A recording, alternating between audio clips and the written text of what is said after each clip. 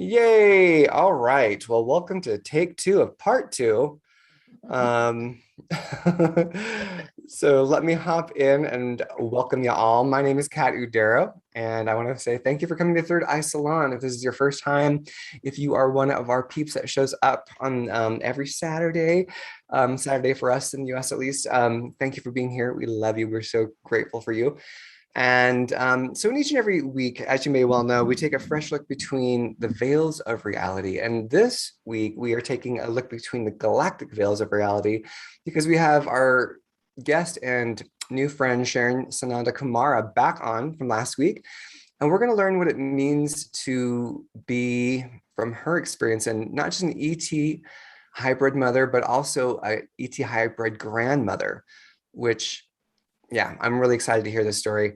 Channeling cetaceans, so the whales and the dolphins, and being able to do that and how that works for Sharon, as well as doing spirit rescue of lost souls.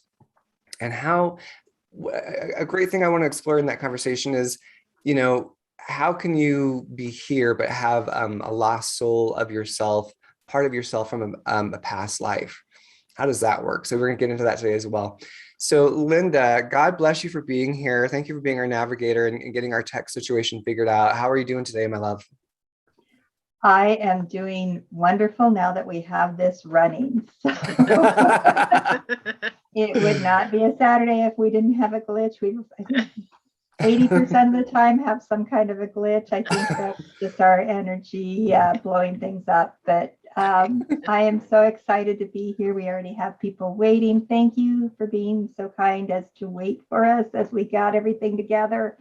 And I'm really excited for part two of this. I had no idea that Sharon's experience was so vast. And I know there's going to be lots of questions because there was so much excitement from last time. And you guys have no idea what you're in for.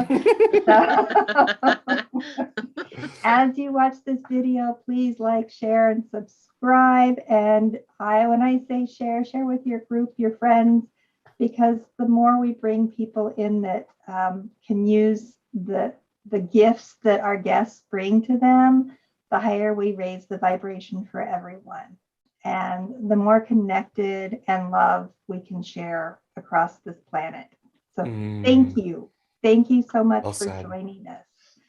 And I will turn it back over to you guys. Oh, and also wait, we've got Sharon's information down below for those of you who want to learn more about her. Now, on to you. Okay, thank you so much. Yeah, we have links down below. We've got Sharon's links. We've got our links. So if you want to join our Facebook group, you can do that. Go to our event page if you want to sign up to be on our Facebook event page. And also we have, if you want to donate to us, we really appreciate that. That seems to happen almost every week or every other week where someone blesses us with a virtual coffee. So we really thank you and appreciate you for that. I'm going to go through Sharon's bio. It is down below, and we did talk about it last week, but if you're new and you just stumbled into the show, I still want you to have some reference point for our new friend Sharon. So Sharon has a successful practice in the Portland, Oregon area as a psychic medium hypnotist, specializing in past life therapy, and contactee experiences. A channel, paranormal researcher, and psychopomp, which is also known as a spirit rescuer. She is the founder of the Kumara Academy of Transformation, where she and others teach a huge variety of metaphysical courses. Ever since her second near-death experience in 2001, Sharon began consciously channeling her spirit guides, archangels, ascended masters, and galactic beings, all helping her recall her true self. She has since been guided to help others realize their true self. Sharon is also an ET contactee, and how, and recalls three greys who protected her from harm during her childhood. And her experiences as a contactee continues to this day. So we definitely want to talk about that. So give us a thumbs up if you're excited to learn more about Sharon's journey. And whether you're on the live stream or you're watching this post live stream, put down in the comments what intrigues you most about Sharon's story and what questions or ideas or reflections you have or any personal experiences. We always love it when people share their experiences in the comments. It's amazing. It goes to show that we're all, and somehow we're all connected and that we're all experiencing this in our own way somehow, because it is a mass awakening. So let's get into Sharon's experiences of not only being an ET hybrid mother, but a grandmother, and how you met your daughter. So what were your first experiences? What was your occasion where you were like, oh my God, I have ET kids. I didn't know this. Like, what was that experience for you, Sharon? Yes, good question. And thank you, Kat and Linda, once again for having me on. I enjoyed last week's conversation, and I knew that that we're already kin here. So Yeah, I feel that. we're just sitting around sharing experiences with each other as kin.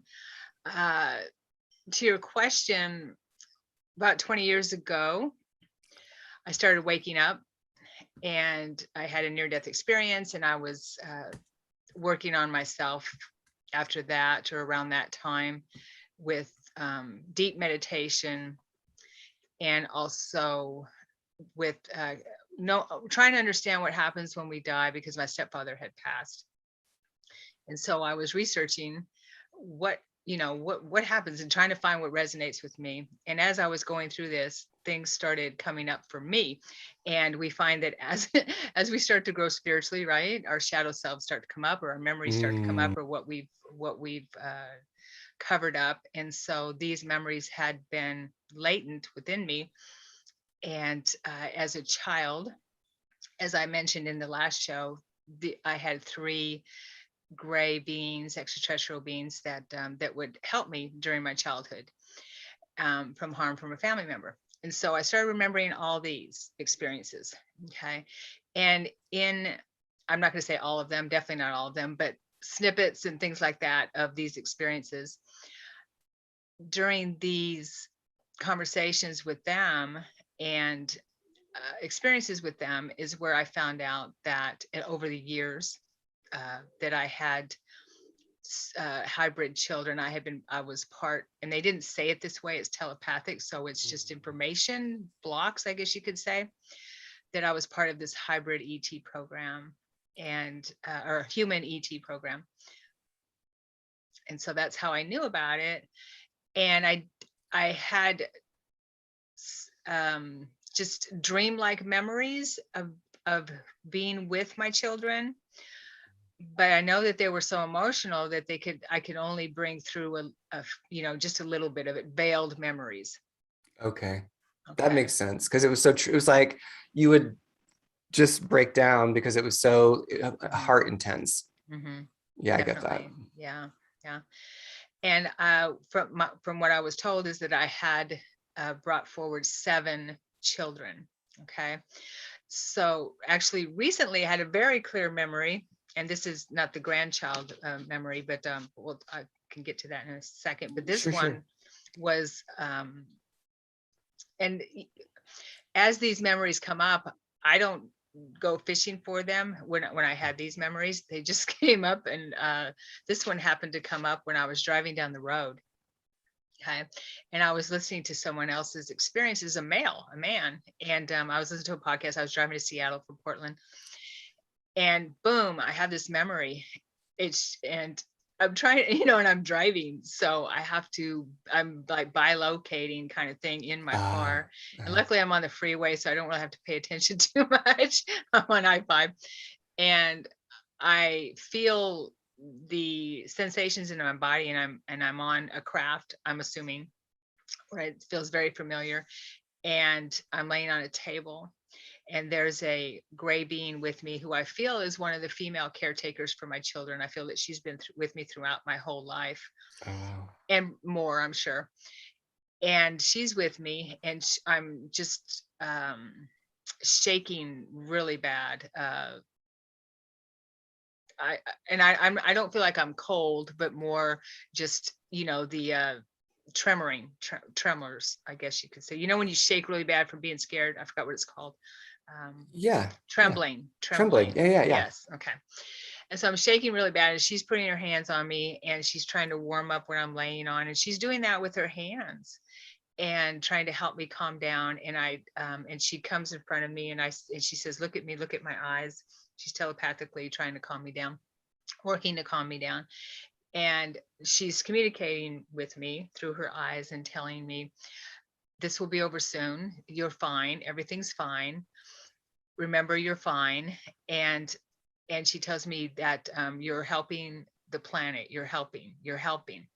And she comes behind me and she holds onto my shoulders, and I start having these pains while I'm going through this memory, and we repress the pain of our memories, when we have things that are coming up. And so it was like labor pains, my lower back, and radiating down my legs. Not as intense because I have had a son in this lifetime and I remember the labor pains, but it was like that. And and she the emotion. And so she comes to me, that what ended up taking a fetus from me. Okay, so there was 2 grays down below, like in the gynecologist type of thing. And she comes to me and she's holding this fetus and she shows it to me very briefly, and she says, see how beautiful that type of communication. And then she leaves. So this is a recent memory of something that, and I felt that I was around 19 or 20. Okay. Wow. At that time. Yeah. So things like that just start coming up as you start delving into this type of healing and bringing forward memories and with what's going on. And if you want to work in that area, it just starts coming up. You get triggered and things like that. And I remember that from 20 years ago when I remembered my childhood experiences. Things just start to trigger you. And so I pretty much had to be in my room after work. I've mentioned this before, I think. So my higher self is very kind. And so usually this normally happened when I was in a safe space and I could feel when things would start coming up. And so I'd go in my room and, or sit outside or something like that. And then the memories would just start coming and I could feel the pain and things like that. So with my granddaughter, go ahead. Yeah, I want to ask, because with this, so you gave birth, they didn't extract it from you, or is it the same thing? I don't know if I gave birth or not. I just remember feeling the pain, and might have, I guess I feel like it was, what I'm getting their feel is it was an extraction. It was an extraction. Okay. Because that's the typical thing, is that you don't bring the child to full termination, because you can't, because it's not going to pass through the birth canal, because the heads are too damn big. they're not made for the human, straight human body. Right. And so, okay, that's very interesting. And before we get into the journey of being a grandmother and seeing your hybrid daughter or granddaughter, do you have any other memories of, because you were told you have 7, right? And who told you had 7? The grays, my 3 gray caretakers. And I'm feeling it was the woman that feels like has mother energy. The female, I should say, not woman, but the female that has the female energy.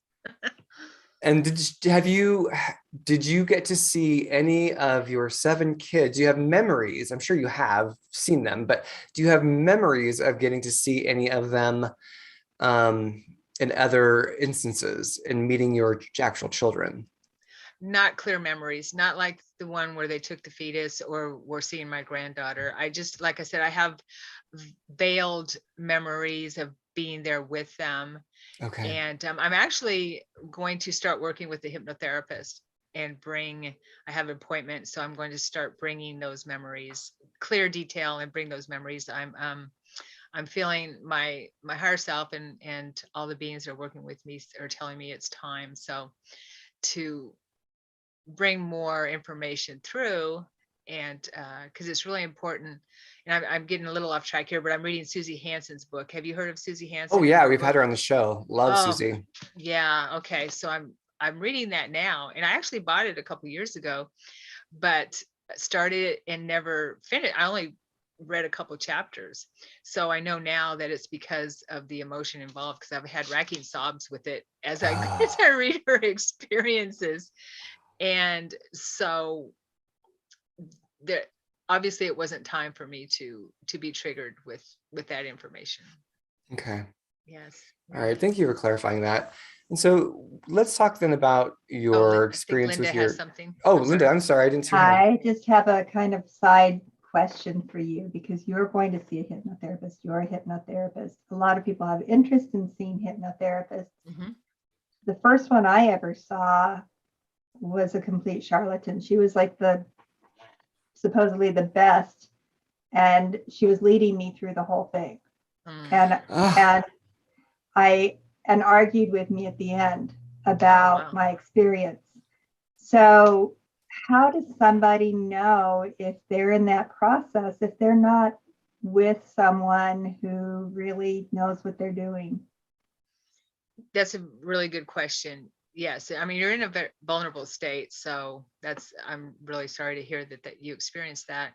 The hypnotherapist I'm seeing, I know, okay, and I know his work and I know him. He's in my circles, so I definitely trust him. Yeah, I would suggest definitely, if you decide that you want to see a hypnotherapist for latent memories and things like that, get recommendations, do some research, do a lot of research, and find out their reputation. You can even see if you can ask them if you can talk to past clients or anything like that, that type of thing, because it's important. That type of work is important. Yeah, definitely. So I would recommend that. Do some research. Mhm.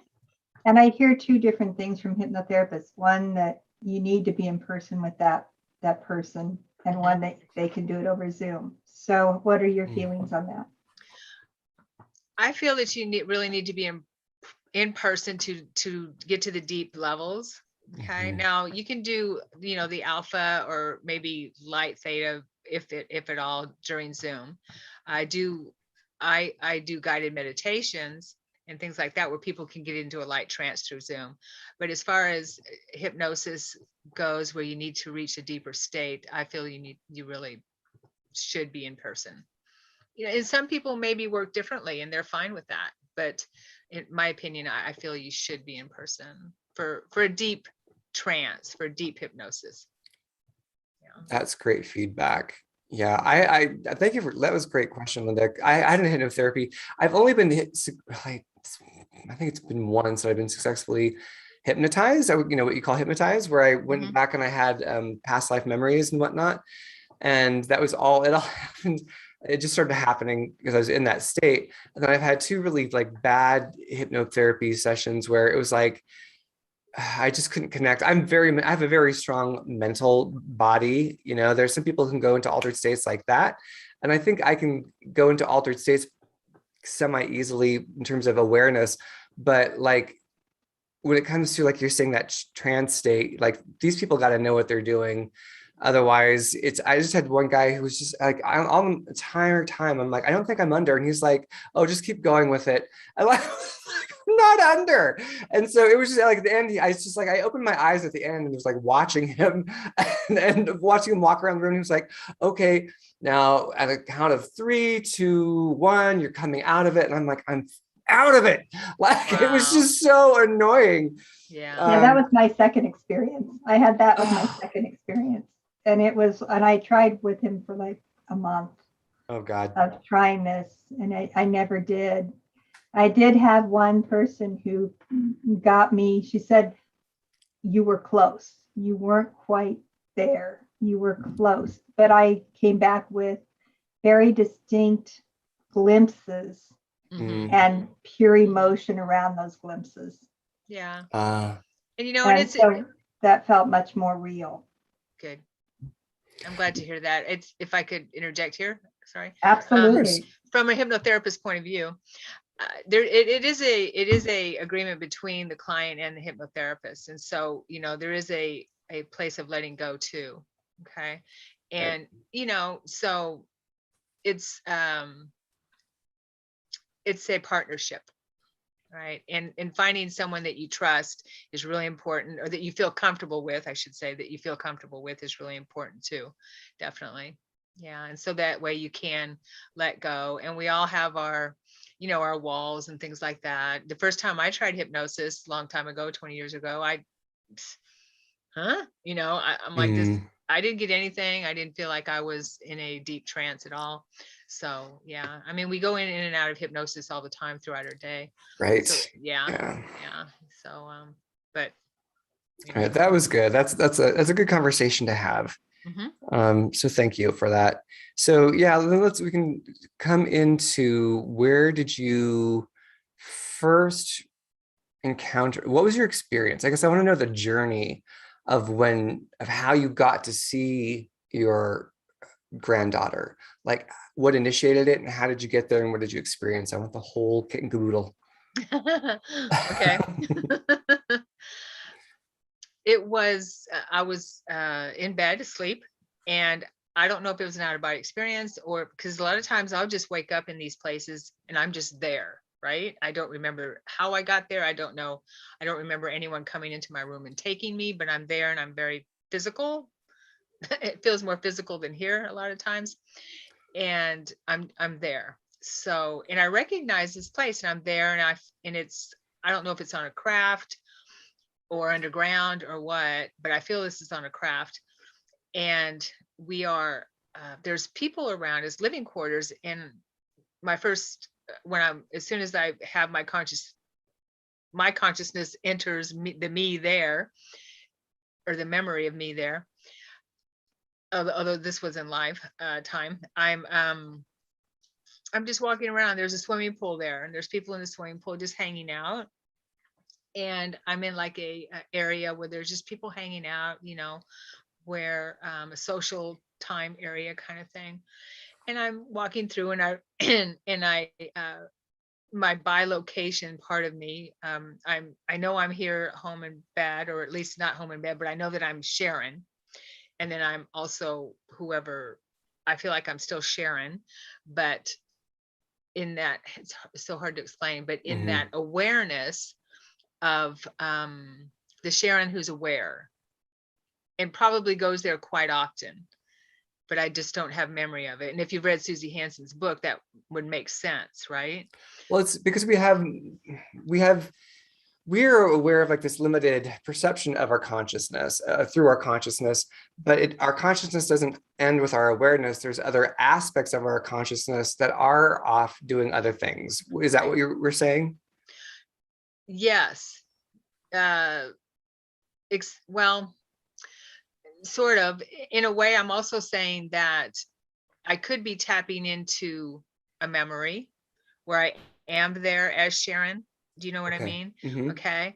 And, but I'm just starting to become aware of it, if that makes any sense. Okay. Or it could be that I'm actually there that night as me, because this was about a year ago, as me, how this in this time and space, but I only bring back I don't bring back the whole memory of how I got there, how I got back, that kind of thing. Does that make sense? So you could have physically been there. It may not just been because I feel like we're such children when it comes to, I can't talk. I feel like we are such children when it comes to understanding how consciousness works. We're just at the beginning of it. So to Sure. me, this is a mystery that we're unraveling. So it could have been either one. It could have been something where this is part of your conscious, excuse me, part of your consciousness that was there, or you were physically there, Mm-hmm. Yes. depending. Okay. Yes. And so that's why I want to work with the hypnotherapist to help me, because even though I am a hypnotherapist, and people ask me, well, what can't you just go in and do, hypnotize yourself, blah, blah, blah, Well, and all that. I'm like, it's not the it's same not the as, same. yeah, Well, you go see yeah, a chiropractor to adjust you or massage. It's like someone else has the expertise, so you can be the recipient and you're not doing the work and the recipient at the same time. exactly. Yes. Yeah. Yeah. So I just wake up, and I'm there in this on this craft. I feel it's very bright around. A lot of people are feeling good. I feel good. I know I've been there before. This is someplace I go quite often, Mm. and I'm walking around, and I find my daughter. I'm approached by my daughter, or I find her in another area. What does she look And like? yeah, see, the details are not really clear, but Okay. I do remember that she was more human than anything. She did have larger eyes than um than a human or me. And she had blonde hair. It was about shoulder length. Okay.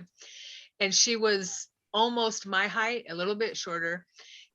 And also was just, I thought she was gorgeous, beautiful. Mhm. Yeah, just gorgeous.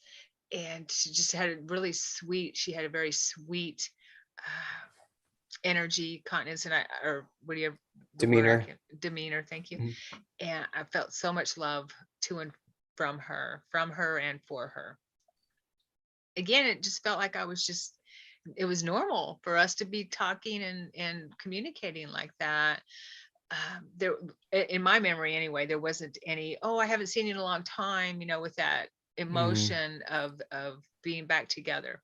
So I asked her, I said, so, but the conversation was, I probably hadn't been there in a little while.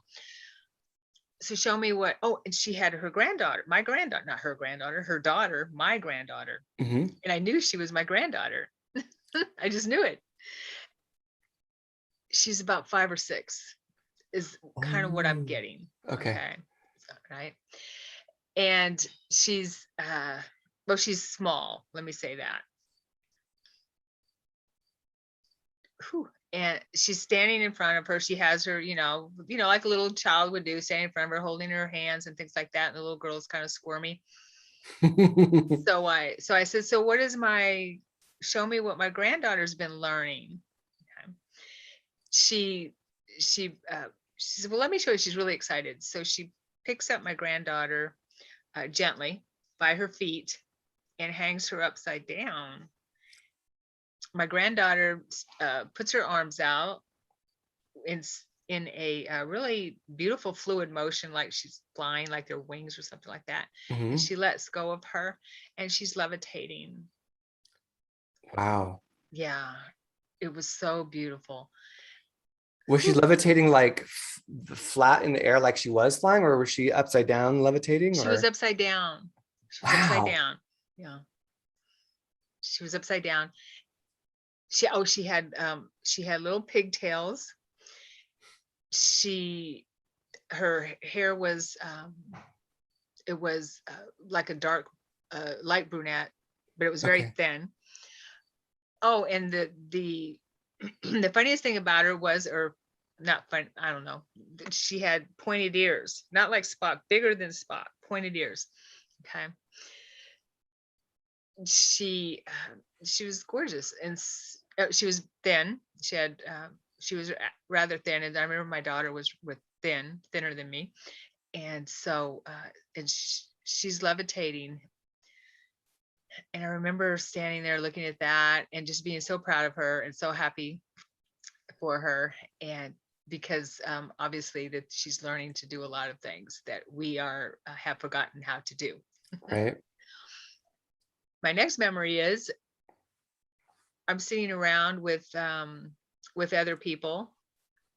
I only remember women, so it might have been just some females sitting around, mothers maybe, and grandmothers sitting around talking, communicating, and and I remember the place we were, there was just so much light, and the floor had colors. The floor was had different colors in it. It was, I can't describe it, but it was lit up as we moved across the floor, lit up, and we with different colors. So we're sitting there communicating and talking, just telepathically communicating with each other. And we're talking about Earth and having a conversation about my grandchild having a life on Earth. And that this was probably not the best time considering her heritage and what she looks like now. Yeah. So we had that conversation. Right. Go ahead. There's the Okay. details. I'm going to pump you for some details, but go ahead and finish. Okay. Yeah. So you had said that her ears were like long. They were like specifically like, would you say they went like almost to the top of her head when they come up, or like how far up would they go?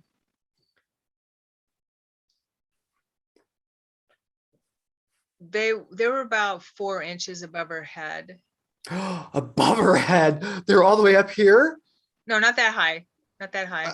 Oh, like 4 inches. Yeah. above, So above her I'm sorry, above her ears. or Yeah. your ears. I'm Okay, I was sorry. like Yeah. above her head. No, not She's just above her like, head. I can fly with these things. She wasn't levitating, she was flying. But okay, so like 4 Above inches where above her head our or ears would ears. I be. mean, okay, Yes. okay. Yes. And then what were her eyes like? Her eyes were big. They And were color? almond shaped. I don't recall the color. Okay, That's why I want to get more details. right. Things like that, I think, are bring up a lot of emotion. With those types of, I know that the gray beans and us too, our eyes are the windows to our soul, right? And Yeah. so there's so much information we can get from people's eyes, and I don't have a lot of memory of exactly what her eyes look like, other than they were big Okay. and almond shaped. Almond shaped. So another really cool thing about that experience I want to share, and then Yeah. as we're having that conversation, I don't recall anything else except being back in my bed. Okay. Can you describe, guys, one of this part? So you were kind of like in an apartment complex. It sounds like there was a swimming pool. How would you describe, I mean, and I know that some of this, you don't see it, it's not crystal clear, right? You've got some clarity and some of it is a little bit shrouded. But did you have a sense that you were on a ship? Were you on a planet? Was this a place within a ship? It seems like it was a living or a dwelling compound. Like, what's your memory of all that? I feel that we were on a ship, a large ship, Okay. and was not far from Earth, not far at all. It was Okay. my feeling, and yeah, and I like I said earlier, I feel that I probably go there quite often. And when you see the location, can you describe, because when we talked before, it was just you, me, in the pre-show, you said that there was like a swimming pool. Like, it seemed like it was a really cool dwelling complex. Can you describe, do you have any details you can share with that?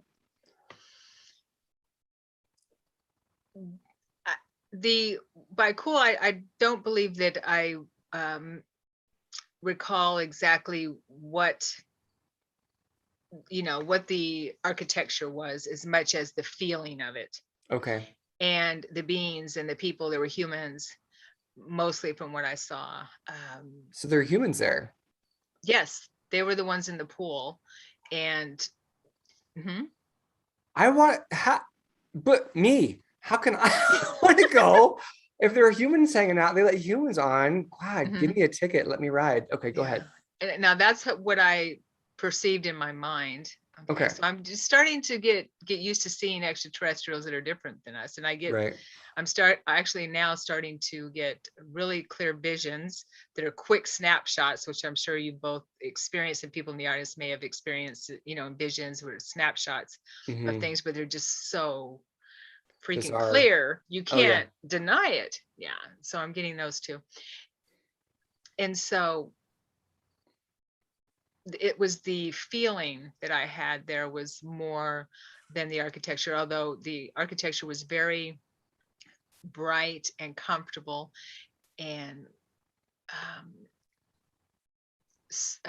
clean and very smooth. I don't recall any hard edges or anything like that, if that makes sense. Okay. And the colors were very like white, or maybe off-white, or something like that, maybe a peach or a pastel, but there wasn't anything that that was wood or anything like that had a wood color or anything like that. It was mainly very bright white or things like that, or felt more pastelish. If there was any, we need to get you with an artist, so you can like give these all these things you've seen and have someone sketch it out for you. Oh, actually, I do know an artist. Cool. Anyway, well, that's it. Well, I'm gonna have him on the show. Actually, he's somebody who's been channeling people's guides, ET guides, and so he's a cool young guy. Anyway, all right. So hopping back into what you were saying, so you're having the conversation. It's not gonna work out for her to be on Earth because she's obviously gonna stand out. And so take it from there, wherever you want to share next after that. Okay. We did have the conversation. Someone mentioned, I don't know who it was, or whether it was me, I'm not sure. I don't even remember if these people yeah, they lived on Earth. Some of them. It was maybe 5 or 6 of us talking. And Wow. I said, yeah, as we know, people on Earth aren't real welcoming of people that look different than them Right. right now. Okay. So I'm going to say a couple months later, perhaps, I'm in my bedroom and I'm waking up. You know how you're in that alpha state? You're just waking up and you're still there and just a little bit getting used to getting into your body. And I see 7 or 8 beings in my room through my closed eyes. And they're standing at the end of the bed, or just hanging out there, I should say. And they're smiling. They're not really saying anything. They're smiling. I feel love from them. There's one who I intuited to me, telepathed to me, that he was there for a specific reason. They all were. I feel strongly that they were my our family type of thing. They may have been some of my children, that type of thing. One of them I feel was male. And as soon as I locked eyes with him, I got this information from him. He had the ears like my granddaughter. Yeah. He was in a gray robe, had a gray, and I drew him, so I'll show you, but if you want me to, okay. And he had a gray hat, and he has her ears. And this is, I'm not in ours, definitely, but this is kind of a little bit like what I could. Ooh, can you put it a little closer to the, oh, okay, that's good. Talk, go ahead and talk. Okay, so he looked like that. He's wearing gray robe, hat, and I didn't have enough room to get the top of the hat, but it was kind of folded over. But can you see the ears? Yeah. Okay. Dang. So yeah. And he was wearing a mask over his face, or a cloth over his face. Asked him, why we're communicating, why are you wearing that?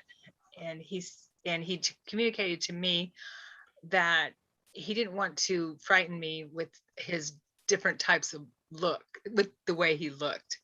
Okay. He said it's going to take, he's telepathed to me, it's going to take a little while for you to come to terms or get used to the way we look.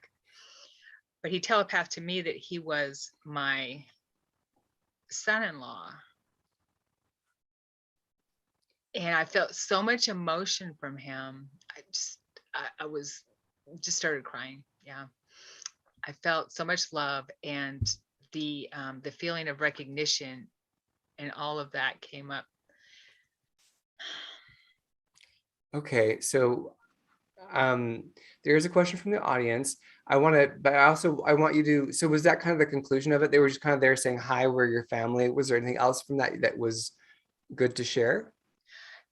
Not that I can think of. It was mainly from him that I recall. Anyway, okay. Yeah.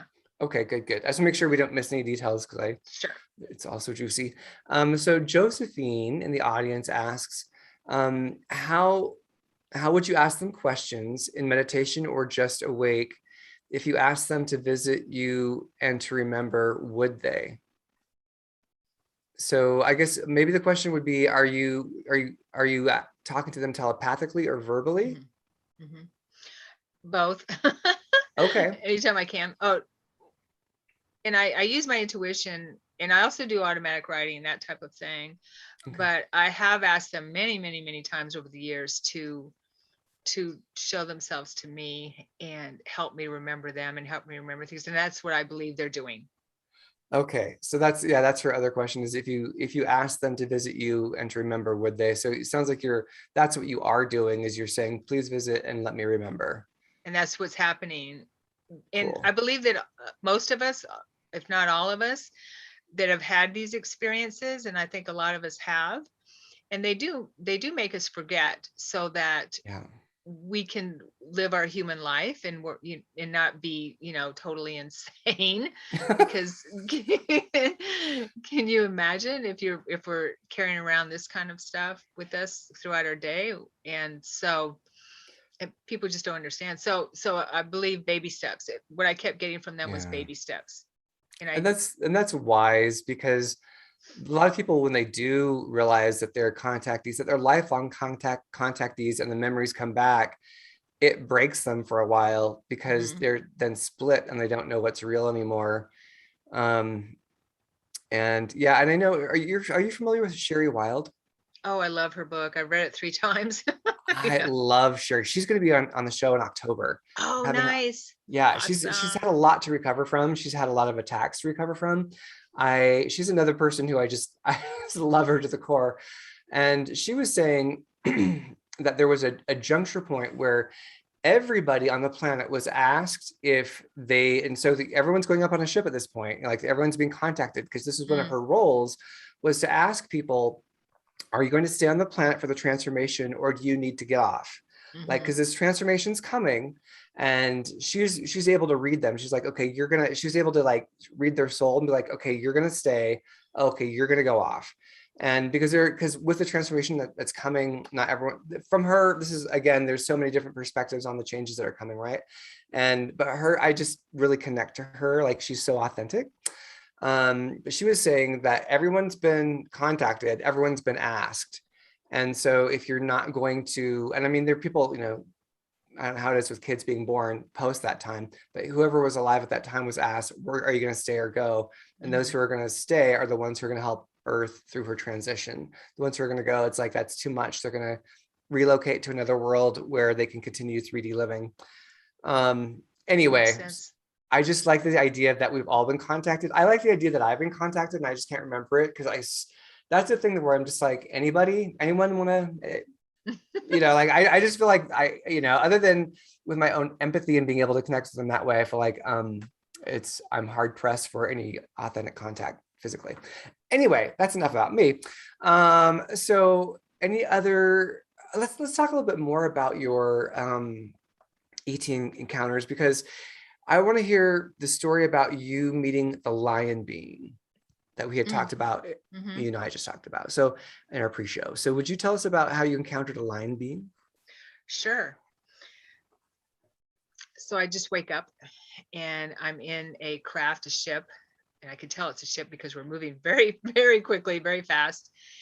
It feels like some kind of a transport ship for people. It's a passenger ship, that type of thing. There's others with me.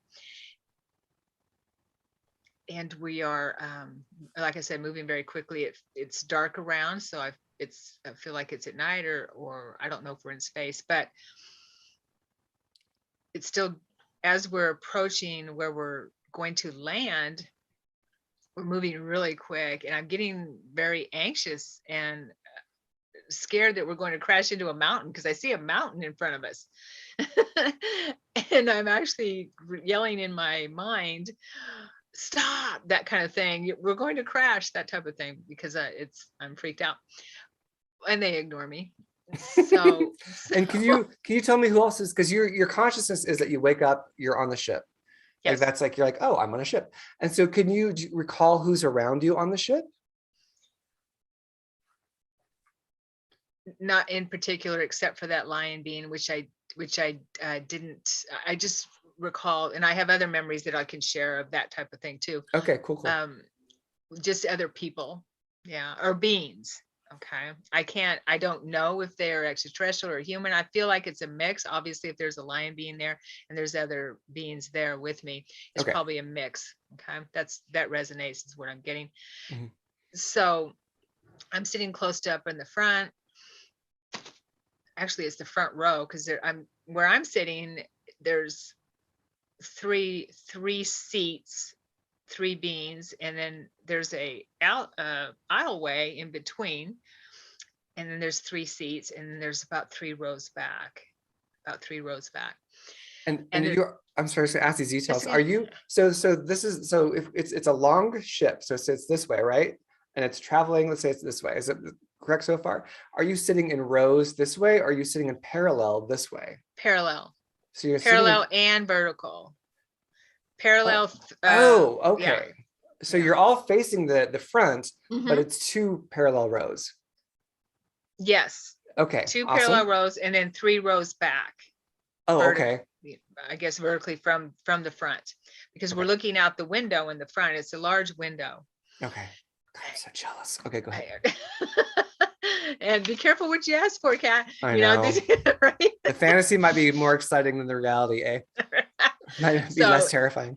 It can be disconcerting a lot sometimes when, but, and so we're coming in really fast, and I'm yelling, we're going to crash, that kind of thing. I don't remember the exact words, but I was freaking out. And they're ignoring me. So if around that time, there's some kind of a door that opens in the mountain, and we fly in, and I'm like, oh, okay. I guess we're okay. Why didn't I remember this? So because it's the me there too, the human me, the Sharon 3D or 4D or wherever we're at, me 5D is there as well. And so that consciousness is merging. Yeah, that 3D consciousness is awake within like maybe a 5D consciousness experience. Mm-hmm. It's a nice way of saying it. That makes sense. Yes. Okay. So we fly into this doorway in the mountain, or whatever this thing is, and I saw it as a mountain, but it was dark, but it looked like a mountain to me. And I don't remember seeing any lights where it was lit up. I don't remember seeing any lights, that we would use like a car or a plane or something like that. To see where you're going. Yeah, to see where you're going. So it felt like this is a base. Mm-hmm. Okay. So we dock, we land. And the next thing I remember is, people are getting off the shuttle. And this lion being stands up. I believe that he's actually flying the ship, now that I think about it. Yeah. And totally. Because he comes from that direction where the pilot was. Whew, man, I feel the emotion of it. And he leans over and he kisses me on the forehead. I could feel his whiskers, his lips, his mouth, as not being human, and they were, lion lips, cat mouth. Mm-hmm. I felt so much care for me and concern, and letting me know it's okay. You don't have to freak out. Everything's okay. And I got this telepathic communication from him, which again wasn't in words, was, I'm happy you're here, and that, I'm glad you're here, and that you were able to experience this with us, and that you're here with us, that type of thing. But he with that kiss on my forehead, he sent so much information, a really loving packet of information, that it's okay, that you're fine, we're fine, that type of thing, and I'm glad you're here. That's beautiful. Yeah. And so you had said with me that you felt that he was also you, in a way, that like he seemed like did he seem like he was another version, like a higher self of you, or a alternate self of you, or did I mishear that? No, I don't remember saying that. I don't. Okay. Yeah, I don't feel that he may be, who knows, we're all connected for sure, and are interacting with our higher selves, or our other versions. But no, I felt that I do feel that we had some kind of a connection for sure, that he knew me and I know him. Yeah. So where that relationship comes from, I haven't pulled that information in yet. Okay. I may have, that was me crossing streams then. Okay, well then you have more stories to tell on this. I wanted to hear also, you had the experience of flying your own ship, you had said. Am I remembering that correctly? Did I get that one right? Yes. Okay, tell us about a couple of times. Yeah. Okay, were you in Sharon form, or were you in an ET form, or do you know? Well, the first time when they were teaching me or tutoring me on a ship, I believe I was in Sharon form. Or at least that's what I felt. Again, I just wake up and I'm inside this pod-like craft. It's small, it's personal, only room for one, from what I can tell. And it's round, and it's, do you remember the Pacer cars? Anybody? What cars? Pacer cars that very short-lived. Okay, you wouldn't remember. Nope. You guys are too young anyway. Okay. Okay. They're round. Okay. And there was glass or whatever they use, glass all around me, some kind of a glass all around, so I could see all around me. And there's a human male who's tutoring me on how to maneuver it. And I'm strapped into the seat, and the seat moves up and back. It swivels all around. I can do 360, 180, 360 all around, and moves up and back. And I have some kind of a apparatus on my eye. I don't feel like I have it on both eyes, just one, I believe. And yes, and I'm holding on to some kind of a steering mechanism that's horseshoe shaped. Okay. Okay. And he's teaching me how to move the mechanism kind of thing, the steering mechanism at that point. I don't have to move it very far for me to move the ship. Mm-hmm. Okay. And who's telling you this? There's a male standing there with me. You can't tell like if it's gray or I feel he's my mentor that who's human. Oh, and human. works with me. Yes, he's very human. Wow. Okay. He's had lives on the planet, and Dang. and one recently. So he's very human. So he's showing me how to maneuver it, and I remember I take the horseshoe wheel thing or the steering mechanism, and I move it a little, and I went, whoa, that far. And I went, whoa, that was too far. It was a little disconcerting to move that fast. So I knew that it was very sensitive. And then he's showing me that my eyes, and for some reason it's one eye, will move as well. That my eye, where I move my eye or look, will also move the ship. So I'm using my eyes to look. He only has one, I think, hooked up, if I remember correctly. And I move this way, and I move that way, and the ship moves that way, up all around. That's about all the memory I have of that experience. Okay. And then I'm back in my, in my body, in bed. And you're in bed. So this is happening during dream time. Okay. Yeah. So it happened during the night. Yes. Okay. And so, but when I was flying a ship, and I feel like this may be the same ship, I don't know. I have memory of being in a, it's live, it's real time, I'm there.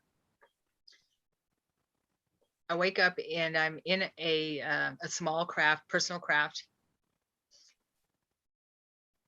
And I'm flying through the nighttime sky, and I'm moving so fast.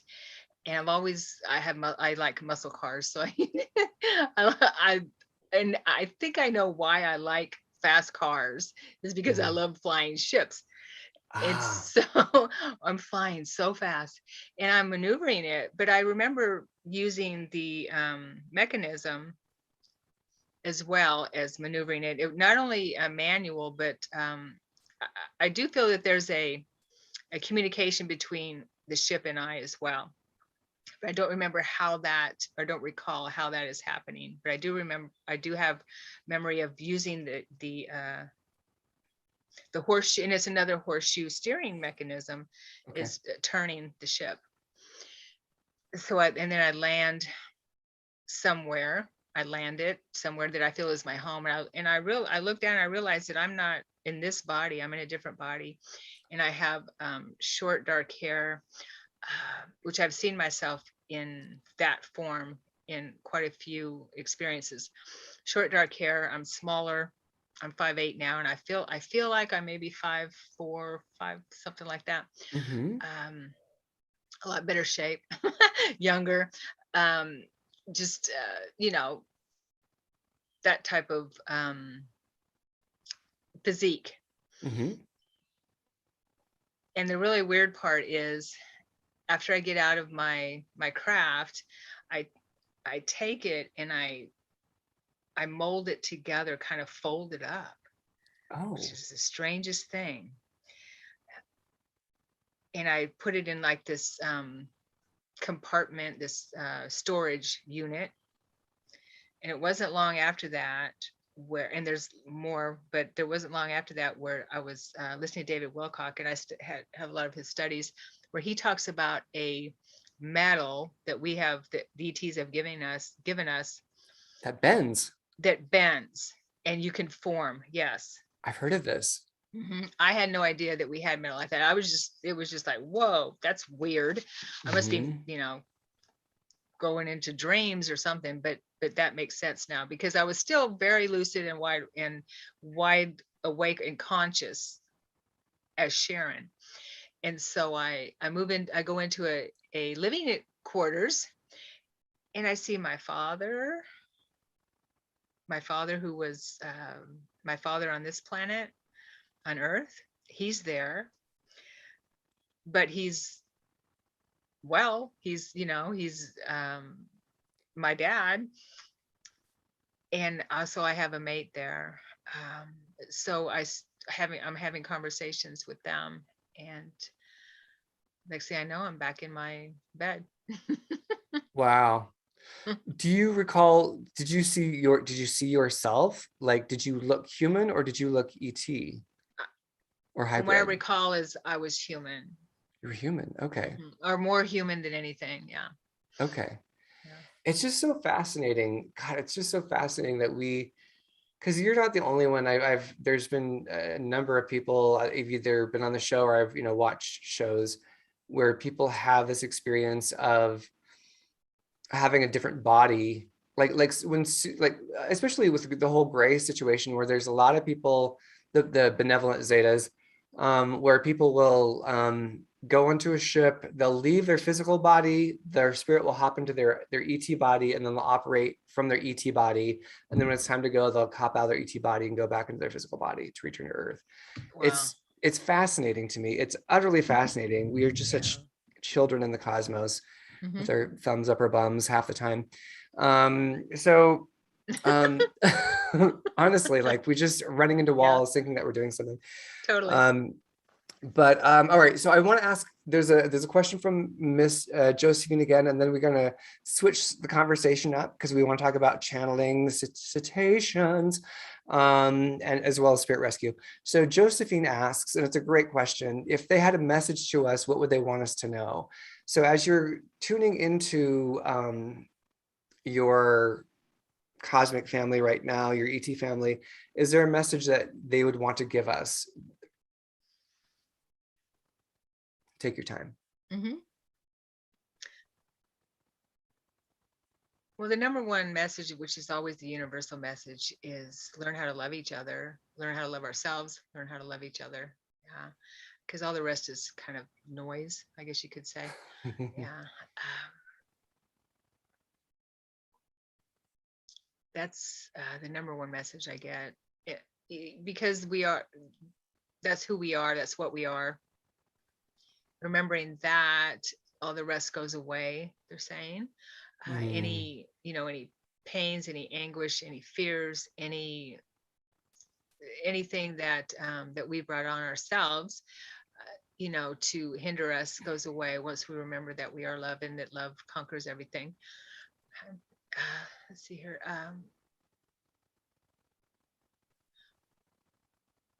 Also, they want us to know that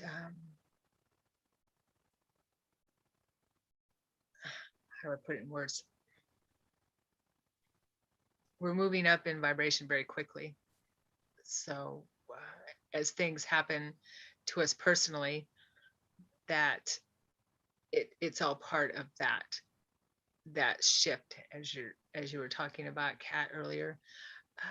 So love it, honor it, as our shadow parts of us come up, or things get crazy around us. Love it, honor it, bless it, and let it go. Bless everything in your life. And they're talking about everything you bless. And this is something that came through Paul Selig that they keep imprinting on me too. Bless what you bless blesses you, what you damn damns you. So that was from the guys with Paul Selig, and they're reiterating that to bless everything in our life, even if we don't like it. Yeah. Yeah. That's classic wisdom. I mean, that I've heard these messages. It's like these are like chiseled in stone somewhere in the universe, because it's these are like the core lessons for us to get. So thank you for that. We do have one more question in this area from one of our people, and I'm going to read this and try not to stumble over it here. It's from MJC Sutton. So thank you for being there, MJC. Or MJ, and also Josephine as well. So MJ says Lions Gate beings, so meaning lion people, that would be the Syrians as far as I understand, work with James Gilliland at EC Ranch, East City Ranch, yep, Mount Adams, here in Washington. Oh, he's in Washington, that's great. Do you know of him and his work? Could it be the door in Mount Adams which visually opens when that you flew into? Because that's something that has been documented. They've seen that happen time and again, where lion beings are flying into the mountains at Mount Adams. Oh, okay. Yes, I'm well aware of East City. I've been there quite a few times. Well, I'm gonna say about 4 times, but I feel like it's home. When you go there, you feel like it's home because of all the extraterrestrials around, definitely. Nice. And I didn't think about it being Mount Adams, to be honest with you, but it could be. Yeah, I feel like there's probably surprise me. Yeah, it could well be, and I think there's probably other bases around the planet. You know what I mean? We're more connected than we think we are. So that's cool. Great question. Yes. Now let's flip over into talking about channeling cetaceans and whales. And I know that you also have channeled White Cloud and White Eagle, but let's focus in on the whales at the moment, or the cetaceans. When was your first experience of that? What was it like? And how did you know that you were channeling a cetacean?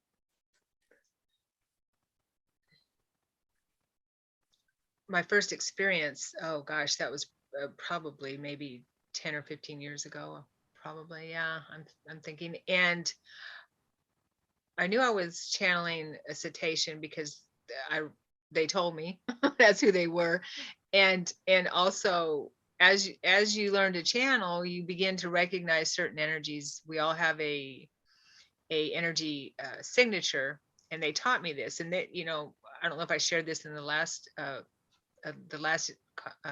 talk, but I sat in my room pretty much every night in meditation, which also became my classroom. So they taught me a lot about recognizing energy work, seeing things, seeing that how everything is energy, right? And recognizing different energy levels, different energy signatures, that type of thing. So whenever a being would come to me, I recognize their energy signature, especially once they work with you. After a while, you start to recognize them. So I recognize them. Well, they're kin. They're pretty much kin to all of us, I believe. And so I recognize them that way. And there's so much wisdom. Man. And there's so much wisdom and love from them for humanity. It's hard to express. They've come to this planet and they've suffered quite a bit, just like humanity. But they suffered a lot for the sacrifice they've come to make to bring a lot of information to humanity and to the planet, and be here with us to hold that frequency. I believe they're here to hold a certain frequency as well. Yeah. Absolutely. I'll share with you Kevin Estrella's talk we had with him last year. He's a Ponte contactee, one of the Ponte Zetas who are hanging out on the planet, helping us out. And he has a connection with, how do I say that? He has a connection with the whales, and he translated some whale song through his music, which is actually like, I don't know if it's heavy metal, but it's like guitar. It's like, wow, but it's still connected to that. So it's not like light floaty music, but it's definitely cosmic music. Mhm. And yeah, because the whales are not from here either. Like the whales are not indigenous to the planet either, Right. in terms of where they've come from what my understanding. Did they talk to you anything about that, or what were kind of their core messages with you when you were working with them? Yes, they have told me the same thing, or that what I understand from them is that they're not from here. They're from a different galaxy, I believe. Yeah. The core message that I get from them quite a bit whenever they come through, there's a theme, is water, water, water. It's to, first of all, bring more water into our vehicle or bodies, and bless water, bless the water, take care of our waterways, take care of our oceans, take care of, the water on the planet, that type of thing. That's usually the core messages from them.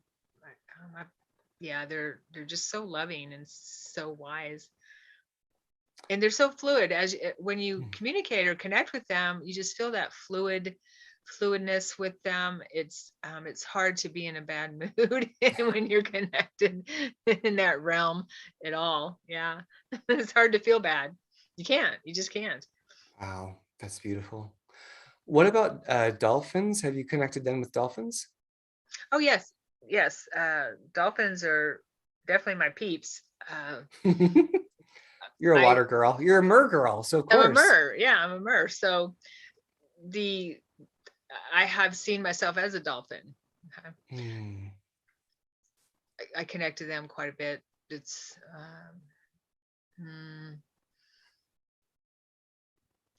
I don't know how to explain it, except for someone told me one time they saw dolphins in my aura whenever they would look at me.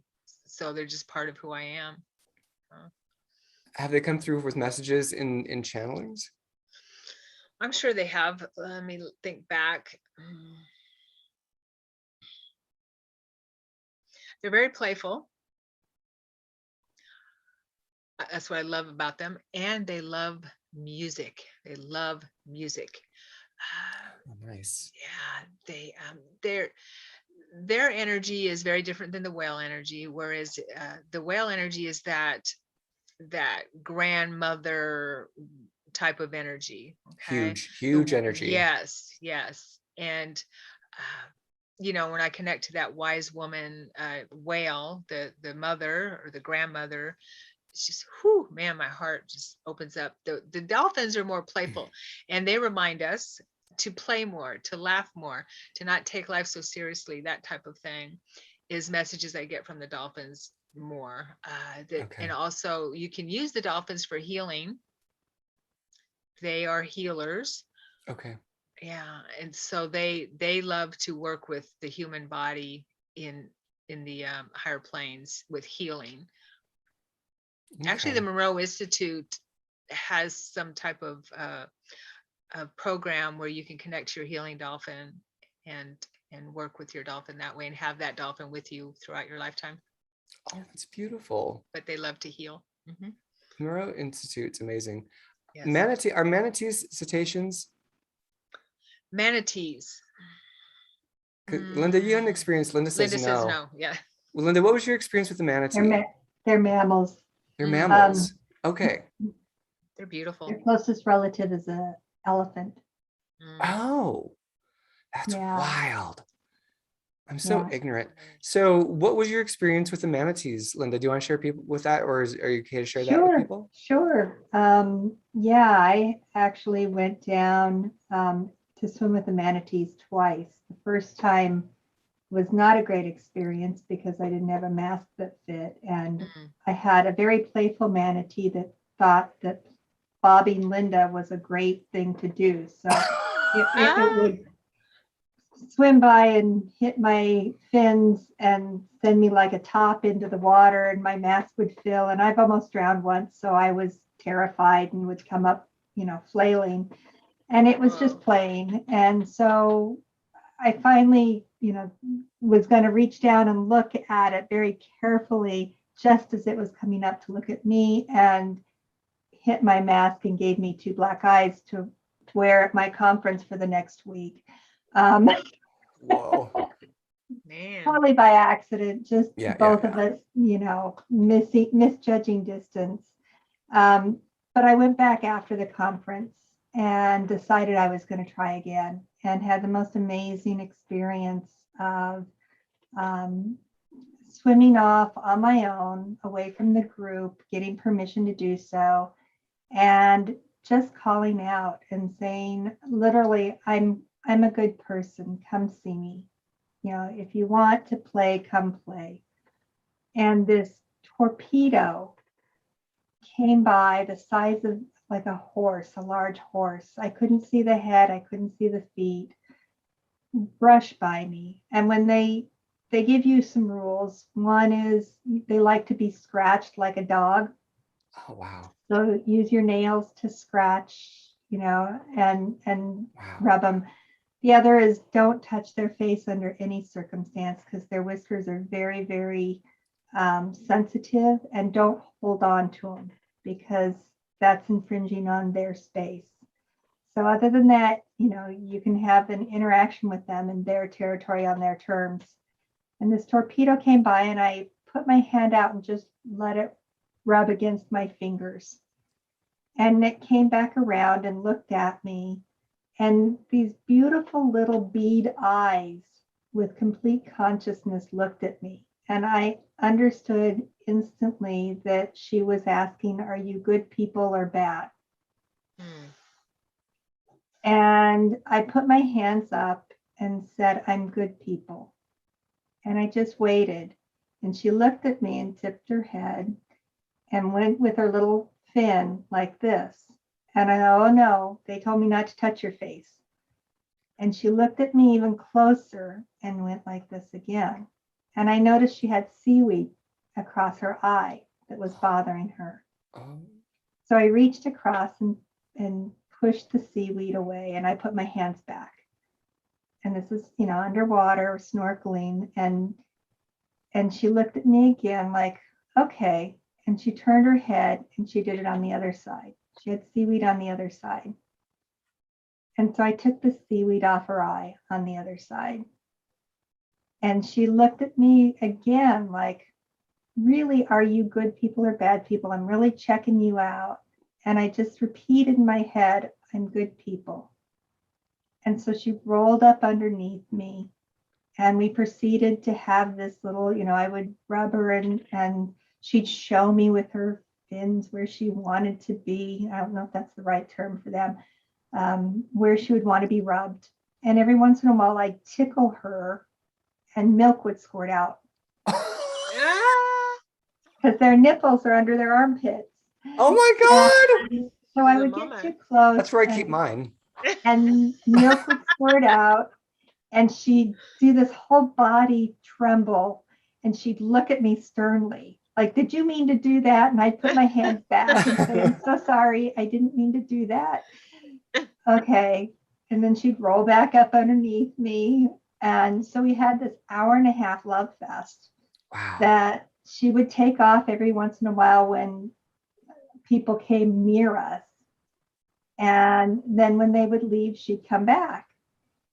And I remember thinking at one point, looking in her eyes, thinking, I wonder how big you are.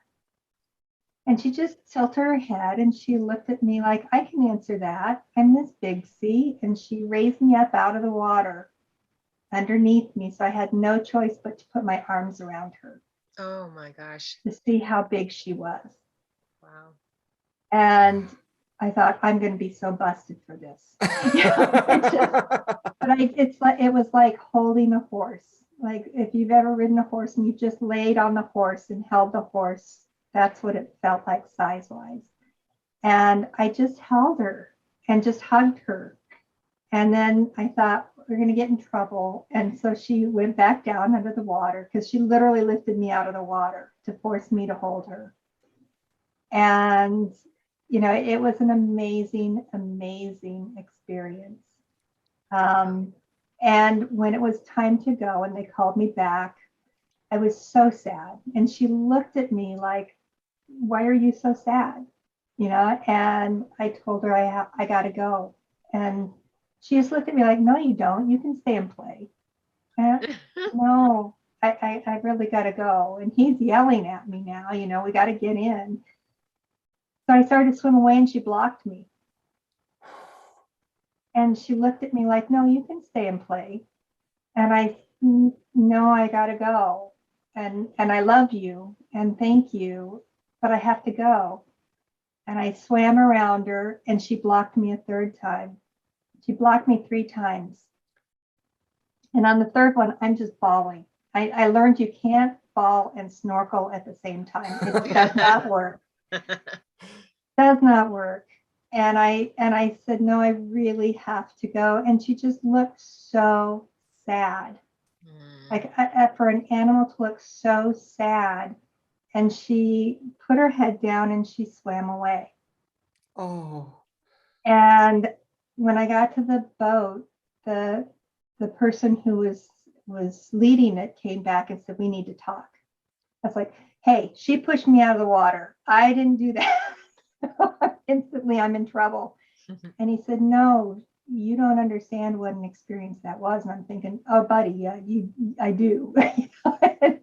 And he said, she was the matriarch. We haven't seen her for a couple years. We need a health check on her. We thought she was dead. So I need to get an evaluation on her. And I told him about the milk. And he said, oh, that explains it. She's had babies. And so when I got home, I actually was visited by her several times and she showed me her 2 babies. It turned out she did have 2 babies.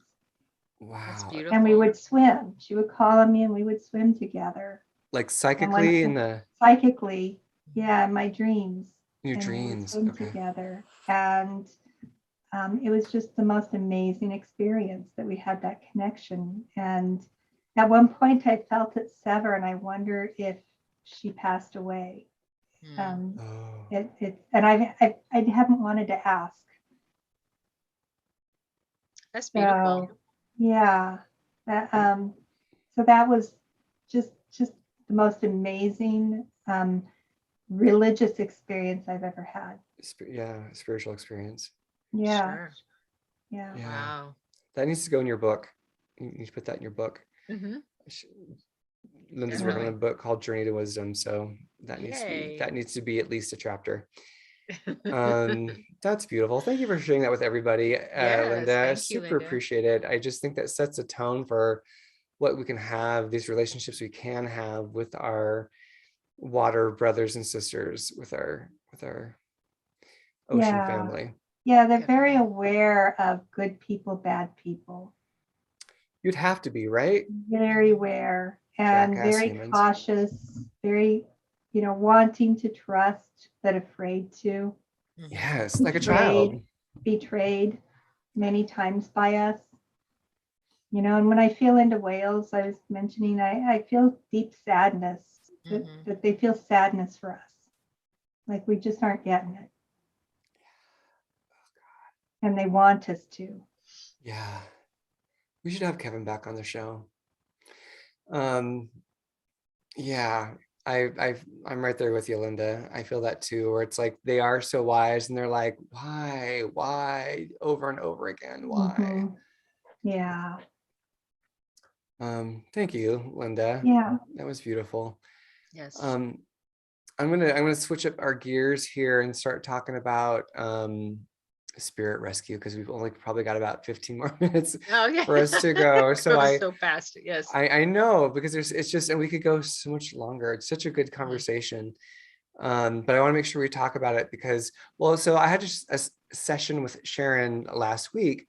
And I was really surprised. It wasn't what I was expecting, but it was what I needed, because I have told the universe, if there's any lost parts of me, I want to collect them. I want to gather them back. I don't want there to be any lost, aspects of myself out there. I want to be able to be integrated so I can do my thing, right? And so Lois Hollis has helped me with that as well. Lois is somebody we've had on the show. And again, when I met with Lois, it was not what I was expecting. I was like, why are we doing this? It wasn't what I was expecting, but it was what I needed. And so with Sharon, we tapped into 2 or 3 lifetimes 2 lifetimes where I that incarnation, there was a part of me that was still earthbound. And it's like, whoa, so you can be conscious alive in this lifetime and have an aspect of you that is still earthbound, which I've thought about that before, because I love all this stuff, paranormal, metaphysical, blah, blah, blah. And so what was your experience, Sharon, when you started to do spirit rescue? Were you working with people's soul fragments, or were you working with people who had crossed over in this incarnation and needed to be, some part of them was still stuck here? What was your experience?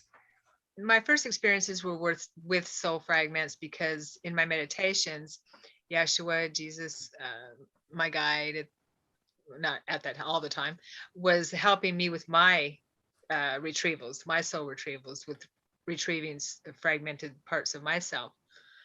So that was my beginning experiences. And I had that same question: how can I have other parts of myself that are still living lives, apparently, and I'm here as well? And what I learned was that we bring a small part of our soul essence, which is humongous, right, into these physical vehicles. And first of all, as we know, we're very aware people here, that time doesn't really exist the way we think it is. It's not linear. So all these experiences, these soul aspect experiences, are happening together or at the same time, which is hard to wrap our heads around too. But we come here to experience. And so this is where we focus on now, where this part of us, this aspect of us, is focusing on this lifetime. And when we move our attention to another aspect of us, that is also, that aspect is we're focusing on that aspect of our soul, if that makes any sense. So we couldn't bring our whole soul essence into one body, because it would blow up. It's just way too much energy for one body. And also Journey of Souls talks about this, if anyone's familiar with Journey of Souls, those teachings by Michael Newton. Okay. Yeah, really great stuff. It's kind of like metaphysics 101, I think, but and reincarnation and that type of thing. So that's how I first learned about retrieving lost aspects of ourselves, was 20 years ago in that manner. I didn't know I was going to be working with people, or I didn't know, I'm just sitting there doing what my guides want me to do, retrieving soul, personality after personality in my meditations, 3 or 4 or 5 at a time, depending on how traumatic they are. And then I'm going to say, after my dad passed, I heard about EVPs. I started getting really interested in spirit and things like that. And I was using tape recorders to try to get spirit voices. And I wanted to get my parents, right? My dad, both my dads. And as I started using EVPs, I did get them on tape recorder, by the way, as I started doing this, and I became aware of other voices and saying, help me, that type of thing. So I was also using Spirit Box too. I just delved into the paranormal, that type of thing, because I'm all about the woo-woo anyway. And right. And so I came across Huff Paranormal, Steve Huff, who has some really good stuff on his YouTube channel, if you haven't heard of him. And what blew my mind was he helped Johnny Cash move into the light. Johnny Cash. Yeah. And he didn't realize at the time that Johnny Cash was still earthbound, but he was saying things that were concerning to Steve Huff, because Steve Huff builds these amazing, and I have one of his, I had a friend, an engineer, build one of his spirit communication boxes called the Portal. And he builds these with, speakers and things like that, where that are really sensitive to spirit communication. And he does amazing work. And so I learned, wow, that blew my mind. And I just felt so much emotion for that. And I realized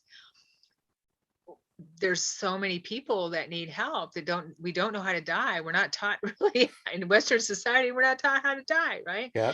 And so emotion or traumatic experiences and things like that can keep us stuck on the earth plane, which is what happens with soul retrieval. Same thing. So I started doing spirit rescue and using and recording everything I was doing. And I could hear, and I have lots of recordings of spirits thanking me or telling me they need help or that type of thing, or saying, you know, in heaven, or their version of heaven, in heaven, peace, thank you. You know, they can see their loved ones, that type of thing. And it's just so heart-wrenching when you hear that, and then to hear them tell you that they are at peace, because I just bring them into the light is what I was taught and what I do. Yeah. It's a matter of just turning around. I learned this in my near-death experiences, just turn around, taking our attention off the earth plane and turning our awareness around, and that's into the higher planes, I guess. Yeah. Well, I know that you do live sessions. I don't know if they're live. Are they live on your YouTube channel? Yes. There's so they're live. There's a couple of people. There's an older guy who's probably my age, and a younger gal, who I love her energy. I can't remember her name, but Eliana. she's okay. Ileana. Yes. Oh, that's a great name. Yes. And so, what's the guy's name? Mike Dinkle. Yes. Mike Dinkle. Okay. Yeah. So I've seen when I was checking you out before you were on the show, I saw that you were doing live rescues with them. So are you guys all tuning into the same spirit? Like, what's that process of working with two other people? What's that like? Well, that's the goal, is for us to tune into the same spirit. What we do is we just go into that trance state and connect the way we connect. And a lot of times we do groups too, which is really important, because there's lots of groups that we work with animals who can get stuck, believe it or not. And when there's trauma or attachment or that kind of thing. And so we work with groups, and we just have an intention, and 9 times out of 10, we are connecting to the same, either individual spirit, or we're always connected to the same group. But someone might say something about a spirit that they have, and the rest of us will get different information about the same spirit. But yeah, we're connecting usually to the same spirit, because I've realized that being a psychic, and I'm sure both of you know this, and Linda, you're a practicing psychic, I believe, right? Oh yeah. Yeah. She can't help it. Yeah, right. Yeah. So so that, you know, spirit may connect more to one person than the other, and it's not anything on one person. It's just because they have some kind of a common vibe or information, you know, or common experiences or something like that. Yeah. Right. There's an affinity of some kind. Thank you. To put it succinctly, yes. Well, that is cool. So what is it like for you when you're doing it? What do you see? What are you experiencing as a psychic medium when you're experiencing someone crossing over? I feel an expansion in my heart center. It's amazing work, and I actually do it in my nighttime. I'm doing this on the other side as well, because I have many experiences while I'm helping people as well from the on the other side. But it feels really good. I can tell if someone is hesitant or something like that, or they have a difficulty. Usually it's because of guilt, that type of thing. They don't feel worthy of God's graces or moving into the light, that type of thing. Judgment, you know, also, you know, religious upbringing where they feel like they sin, maybe if they committed suicide. We did a night of a podcast on suicides as well, where we helped people who had committed suicide. So that type of thing, where they feel like they're going to hell or whatever, you know, they might in their mind be in a hell, a self-created hell or something like that. So it feels really good, because we do talk to them and help them understand. It's and I know, Kat, I think that you helped a spirit, or helped some spirit yourself, right? Yeah, it was very interesting. I've had 2 experiences with this, because I think, so there was an experience with my friend Shane Smith and another friend of ours, Paula Kruger, who lives in, when I was living in Fort Collins, and this is back in Fort Collins, Colorado. And so Shane was flipping, well, they were like mobile homes. He would like flip them and then make them really posh. So like you'd walk inside and it was like this posh mini apartment. It was really cool. Anyway, but so it was at a mobile home that had a spirit attached to it. And so he asked me and Paula to come help him cross it over. And it was really interesting because I could empath where the spirit was moving to, and I could empath different, like, to me, it's like empath first, psychic second. It's like I'm empathing it psychically. I don't know how to explain it, but we could feel where he was going, and we were all picking up on information. And so at a certain point, we kind of triangulated in a room, and we're talking to him, and I was like, okay, we're going to open a heaven portal to let this person through, which is just an intention. Like, you don't have to do anything other than like, it's an intention that you're opening the space to heaven, because heaven's like, I'm right here, well, I'm happy to meet you. And so we did that. And then I could feel his grandmother coming through and like looking down, and all this love. And I'm getting chills when I talk about it. And we just basically communicated to him it was okay that because he wanted to reach out to his mom and be like, I'm okay, this is what happened, because he had died violently. I can't remember, I think it was a car accident. And we were like, and it was funny because Shane was like, well, shouldn't we, give this message? And I was like, Shane, like, once he crosses over, he can come back, in that person's dream, in the grandmother's dream. But like the main thing is like, get him to cross over, because that's the biggest thing. So when they crossed over, then I just felt that euphoria, like that euphoria that the being felt, or that this man felt when he crossed over. I could feel it. And it was like, that rush through your body. And it was huge. I get chills talking about it. And then I had another experience where I had a friend who had there was a woman in her house, and I could see it. I could see her. She was an older woman. She was like, she lived there, but I feel like she was the woman who took care of the house. Like she was the indentured servant, or the caretaker of the house. Like she was the matriarch maid lady of the house. She wasn't the owner maybe, but she was still in there. And I remember talking to my friend. We were out. This is another. So I was at a party. I could feel it. I could sense the energy. Then like at another time, we were out for dinner, having dinner, just talking. And I was tuning into the woman who was still in the house, talking about, who she was and what she was.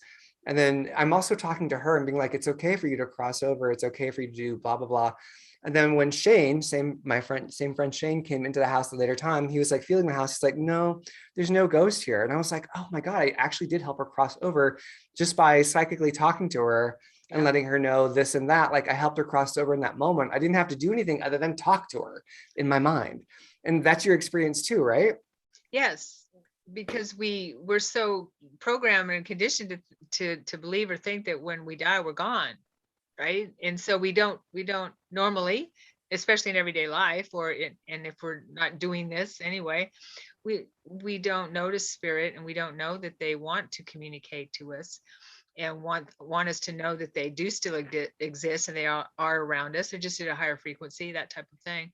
So yeah, just communicating with them and acknowledging, especially spirit that are stuck on the earth plane. Sometimes they just acknowledging them is all that it takes, and understanding what they've gone through, letting them know, we see you, we hear you, we're here to help.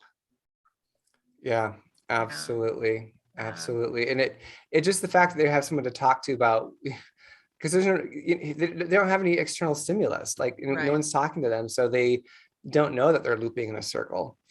Yeah, the movie with Nicole Kidman. Have you seen that movie, The Others? They didn't know they. Yeah. Perfect example of. That was a really good movie. Yeah, I want to say that in one of my podcasts, I actually play a audio of a really profound spirit rescue, and I have who I believe is Archangel Michael's voice on there, because I asked him to open a portal open a portal of light, and I have him answering me. What did he say? What's he say? Yes. Yeah. Really deep. Yes. Archangel Michael, are you there? Yes. It's really deep. I can't get deep enough. It's really deep and resonant, and yeah, it's really cool. I have his voice 2 or 3 times. Oh my God, other angels' voices. Yeah, I have angels' voices. We're gonna hang out. You're gonna play those tapes for me, sis. I want to hear all that. Yeah, sure, definitely. Do I we have love it. time to, oh, we're way, are we over? No, we got like, Oh, okay. I yeah. wanted to, I wanted, I'm sorry, I wanted to share one really profound experience, if I could, Yes, about spirit please. rescue. But it's about rescue, and it's not, it's the opposite of what we were just talking about. Okay. I wake up and I'm in the other realms, and I'm standing there talking to a couple other people, and we're just chatting kind of thing. And I'm there to do a job. I know I'm there to do a job. And we're standing in front of a really beautiful doorway, double doors kind of thing, beautiful building. And there's a young man, who starts running, I see or feel off in the distance, running up to me. And he's a beautiful man, and he's so happy. He knows me and I know him.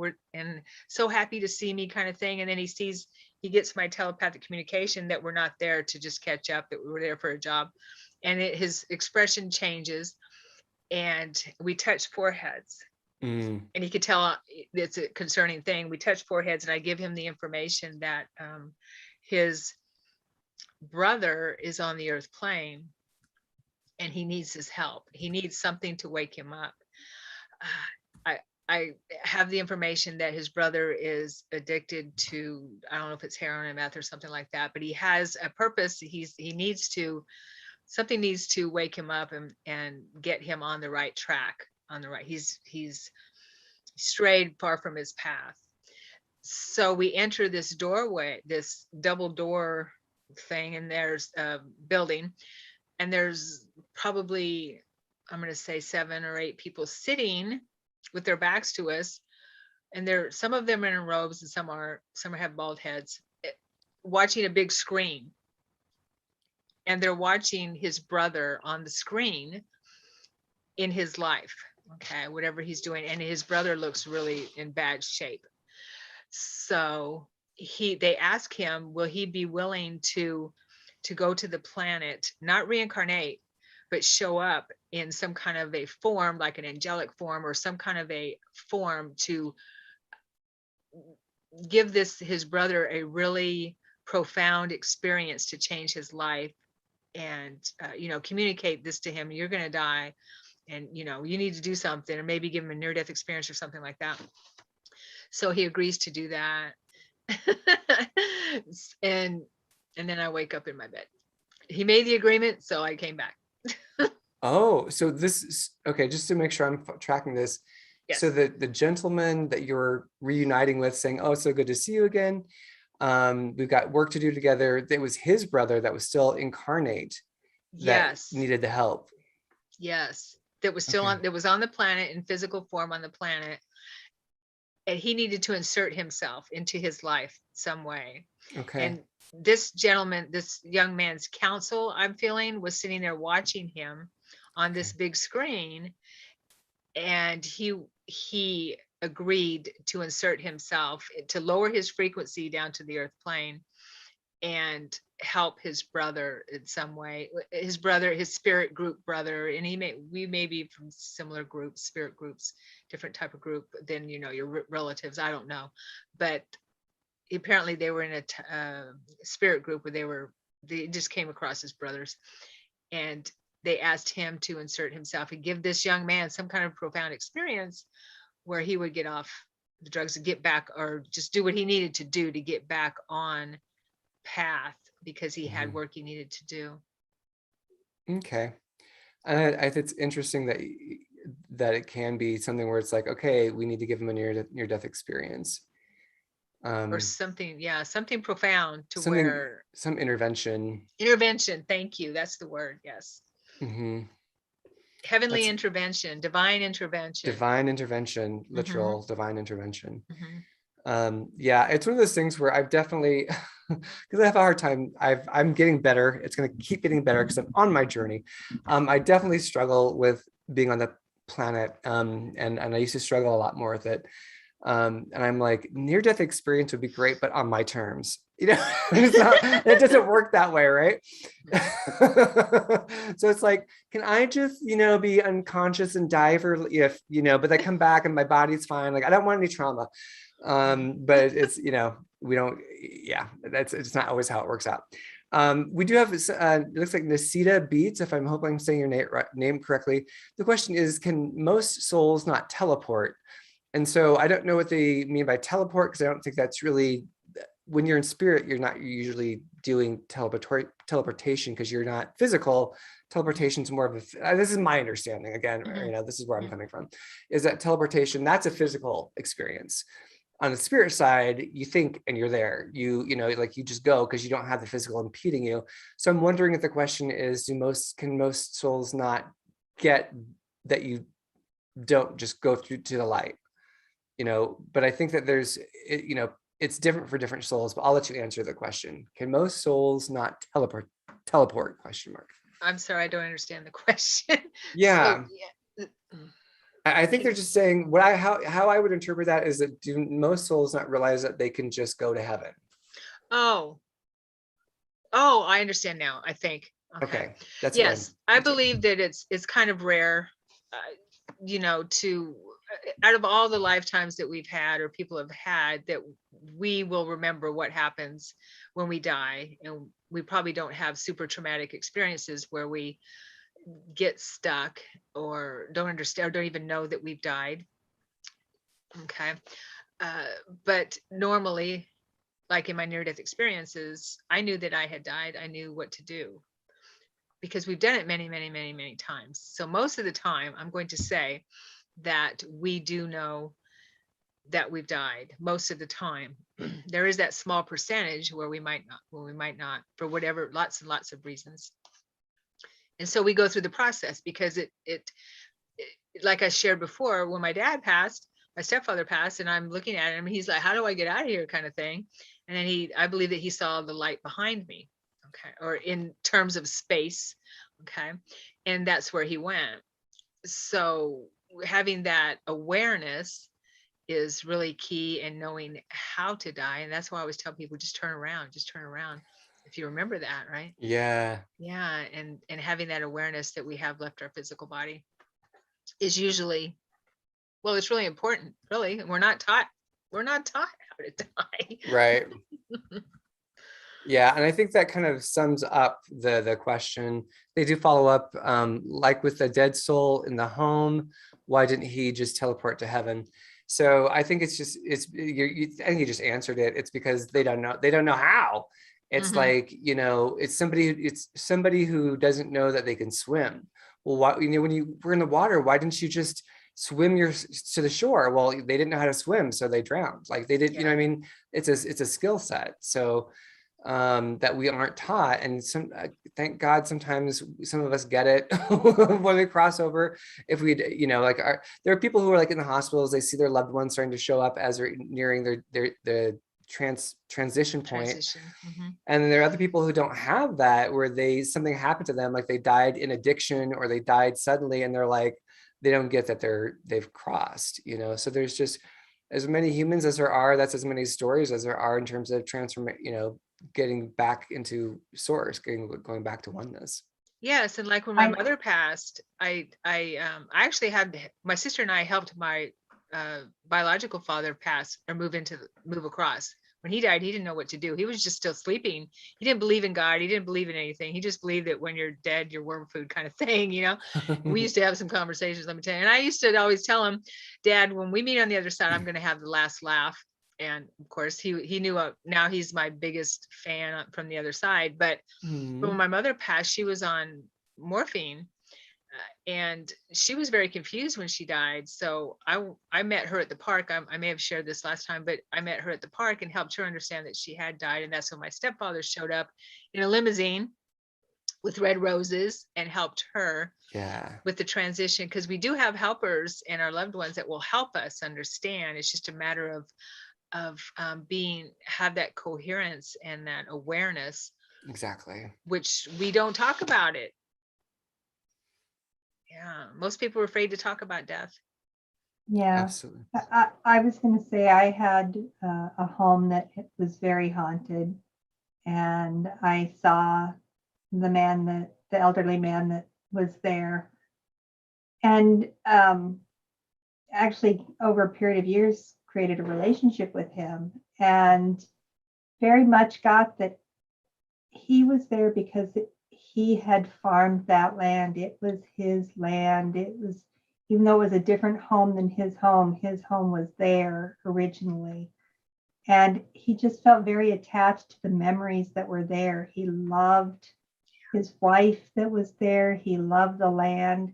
But when I left, I gave him the option. You can continue to stay here. You can go on and be in that place where you can once again share that joy in a different realm. And he did leave. I invited him to come with us. He was like, no, this is my land. And it's like, or you could do this. And he did end up leaving. So I think sometimes it's the memories that keep people returning. And I think sometimes it's our desire for them to be here that calls them back quite often. Yeah, grief will do that. We all have our stage or the way we deal with grief. But yeah, grief will keep them close. But what I've heard from Spirit is that's okay with them. They're fine. There's no time on the other side. And they have plenty of time to work on what they're working on.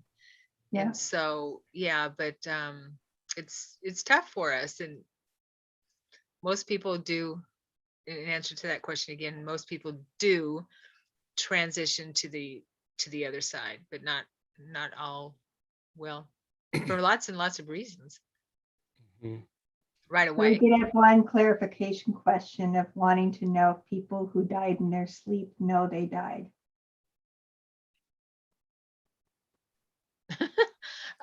Yeah. Probably depends I guess on the we person. couldn't ask them. Yeah. Yeah, it would depend on the person. I mean, Mhm. it depends on their circumstance. Like, Sure. you can read James Van Prague books and other psychic mediums who have helped people cross over and talk to the dead. And some people have that experience where they die in their sleep and they wake up and they're in heaven and they're like, oh my gosh, and they relate those experiences. So all that information is out there in so many books of psychic mediums who are able to connect to people who've crossed over and come back, and they relate their experience of crossing over. I can't think of a better way to do it, to go. Right. While you're asleep. Yeah. Can I have an NDE in my sleep? Or because I know in my out of body experiences, I'm like, all right, can I stay here? Like, no, you still got work to do. I know. Is this the time when I can stay? No, you still got work to do. Maybe next time. Yeah. Don't get me started on exit points and possibilities. Right. So we are at the top of the hour, so we'll go ahead and wrap this up. Nasita apparently asked if my shoulders are hurting. I do this a lot when I'm talking, so it's just I'm very animated, so I'm fine. So if you see me bouncing around, it's just because I'm an animated little Fae character who's very physical in my gestures. So all right. So Sharon, do you have any last promotions or anything that you want to offer people? Well, I am teaching a 4-part psychic medium development course beginning September 12th, if anyone is interested. Wow. And that'll be a lot of fun, and I'm looking forward to that. And again, my website is SharonSananda.com, and you're welcome to visit my YouTube channel as well. And we have lots of great people on there that I talk to, and we talk about all kinds of things. And I'm very honored to be here. Thank you so much for chatting with me again. Oh my gosh, what a pleasure. What an absolute delight. Linda, do you want to flip our view so we have the Brady Bunch view so we can all say goodbye? You don't mind doing that?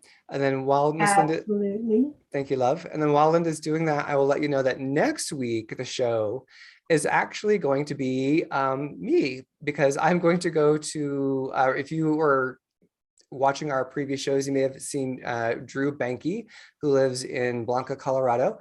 I'm going to go to his church. I'm going to have a couple of plant medicine experiences. And then on Saturday, Linda and I and Drew are going to get together and talk about what those experiences were like. So hopefully I'm not a babbling idiot or crying into my beard. So hopefully it's great, but that's the plan for next week. So yeah, that will be exciting. And then again, we do have all of our links below. go check out Sharon's links, and she's got that class coming up, which are a series of classes. So that's freaking awesome. And with that, let's go ahead and say goodbye. Thank you, everyone. We love you. We're so glad that you've been with us. Bye, everyone. Thanks, everyone. All right. Next week.